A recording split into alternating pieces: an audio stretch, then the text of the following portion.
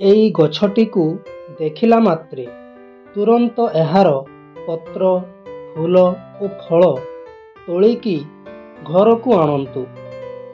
ଏଗୁଡ଼ିକୁ ଶୁଖାଇ ପେଷ୍ଟ କରି ରଖନ୍ତୁ, କାରଣ ଏହା ଆପଣଙ୍କ ଜୀବନକୁ ସୁଖମୟ କରିବ। ଏଥିରେ ଟିକିଏ ମାତ୍ର ସନ୍ଦେହ ନାହିଁ। ଏହା ଖାଇବା ଦ୍ୱାରା ମଣିଷର ଥକ୍କାପଣ ସମୂଳେ ଦୂର ହୋଇଯାଏ।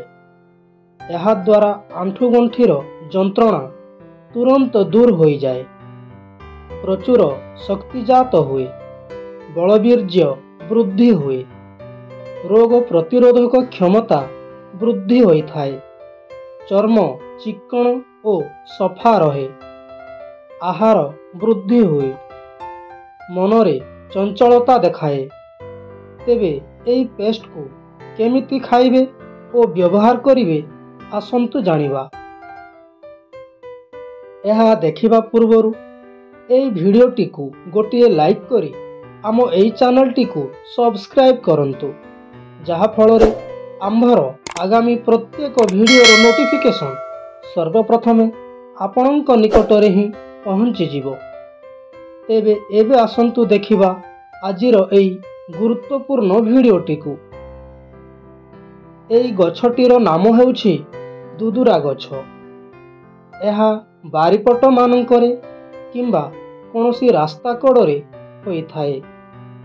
ଏହି ଗଛଟି ହିଁ ଆପଣଙ୍କ ଜୀବନରେ ସୁଖ ଶାନ୍ତି ଭରିଦେବ, ଏଥିରେ ଟିକିଏ ମାତ୍ର ସନ୍ଦେହ ନାହିଁ। ତେବେ କେମିତି ବ୍ୟବହାର କରିବେ ଆସନ୍ତୁ ଦେଖିବା। ସମାନ ପରିମାଣର ଲବଙ୍ଗ ଏବଂ ଜିରା ମଞ୍ଜି ଗ୍ରାଇଣ୍ଡ କରନ୍ତୁ। ତାପରେ ଏହାକୁ ମହୁ ସହିତ ମିଶାଇ ଛୋଟ ଛୋଟ ବଟିକା ପ୍ରସ୍ତୁତ କରନ୍ତୁ। ପ୍ରତିଦିନ ସକାଳେ ଉଠିବା ପରେ ଖାଲି ପେଟରେ ଗୋଟିଏ ବଟିକା ଖାଆନ୍ତୁ। ମାତ୍ର 3 ଦିନରେ ଏହାର ସୁଫଳ ଆପଣ ପାଇଯିବେ।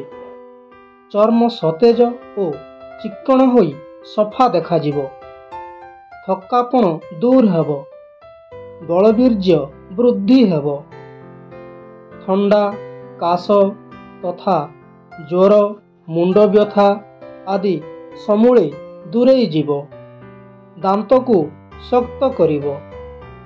ଆୟୁର୍ବେଦିକ ଡାକ୍ତରମାନେ ଏହାର ପ୍ରତ୍ୟକ୍ଷ ପ୍ରମାଣ କରିଛନ୍ତି ଯେ ଦୁଦୁରା ଫଳର ରସ ଖାଲି ପେଟରେ ସେବନ କଲେ ପୁରୁଷମାନଙ୍କ କାମ ଶକ୍ତି ବୃଦ୍ଧି ହୋଇଥାଏ। ଆଣ୍ଠୁ ଗଣ୍ଠି ଦରଜ ହେଲେ ଏହାର ଫଳ ଓ ପତ୍ର ରସକୁ ଲେପନ କଲେ ତୁରନ୍ତ ଉପଶମ ମିଳିଥାଏ। ଦୁଦୁରା ପତ୍ରକୁ ପେଷ୍ଟ କରି ପାଦରେ ଲଗାଇଲେ ପାଦ ଫୁଲା ଓ ଦରଜ ଶୀଘ୍ର ଭଲ ହୋଇଯାଏ। ଧନ୍ୟବାଦ। ପୁଣି ଦେଖାହେବ ଆଉ ଏକ ନୂଆ ଭିଡ଼ିଓରେ। ଧନ୍ୟବାଦ।